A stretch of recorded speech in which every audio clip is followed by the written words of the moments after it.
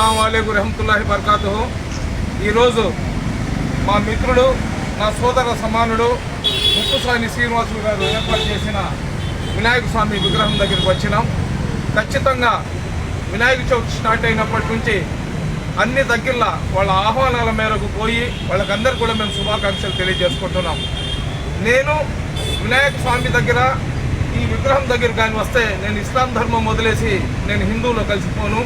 అదేవిధంగా వాళ్ళు రంజాన్ పండగ, బక్రీద్ పండగ, మా పండగలకు వాళ్ళు వస్తే వాళ్ళ ధర్మాన్ని వదిలేసి వాళ్ళు ముస్లిం లాగా మారిపోరు. కొంతమంది మతోన్మాదులు భారతదేశాన్ని విచ్ఛిన్నం చేయాలని చెప్పి ఈ సోదర భావాన్ని డిస్టర్బ్ చేసి హిందూ ముస్లింల మధ్య గొడవలు పెట్టాలని చెప్పి మా ముస్లింలలో కొంతమంది మతోన్మాదులు ఉన్నారు.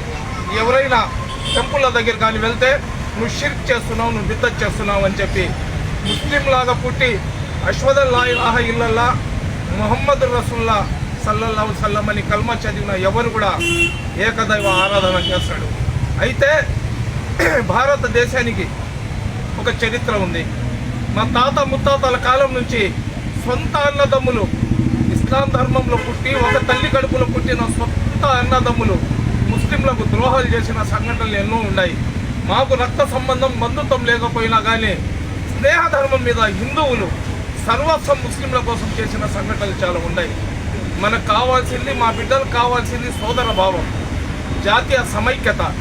మన ధర్మాన్ని మనం ఏ విధంగా పూజించుకుంటామో మా అల్లాను మనం ఆరాధిస్తాం, అలాగే మా ధర్మాన్ని మేము గౌరవించుకుంటాం. మేము దేవుడిని పూజించకపోయినా కానీ వీళ్ళ ధర్మాన్ని, వీళ్ళ సాంప్రదాయాలను మనం గౌరవించాలా. ఇదే భారతదేశం యొక్క గొప్పతనం. 1,00,000 మంది 1,00,000 చెప్పుకున్నా కానీ మా హిందూ ముస్లింల మధ్య ఉన్న సోదర భావాన్ని ఏ శక్తి కూడా అడ్డుకోలేదు. మా వంట్లో ప్రాణం ఉన్నంత వరకు హిందూ, ముస్లిం, దళిత, క్రైస్తవులు, సిక్కు, ఈసాయిలు అందరం కూడా భాయ్ లాగా జీవిస్తాము. ఈ భారతదేశంలో ఉన్న సర్వమత సమానత్వాన్ని మేము కాపాడుతాము.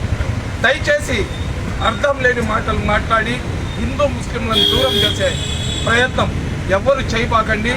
మీకు చేతనైతే హర్షించండి, మీకు చేత కాకపోతే గమ్ముగుండండి తప్ప హిందూ ముస్లింల మధ్య గ్యాప్ని పెంచి దేశాన్ని, కులమతాల మధ్య భేదాభిప్రాయాలు తెచ్చి దేశాన్ని విచ్ఛిన్నం చేసే ప్రయత్నం మటుకు దయచేసి ఎవరు చేయబాకండి. అస్సలాము అలైకుం.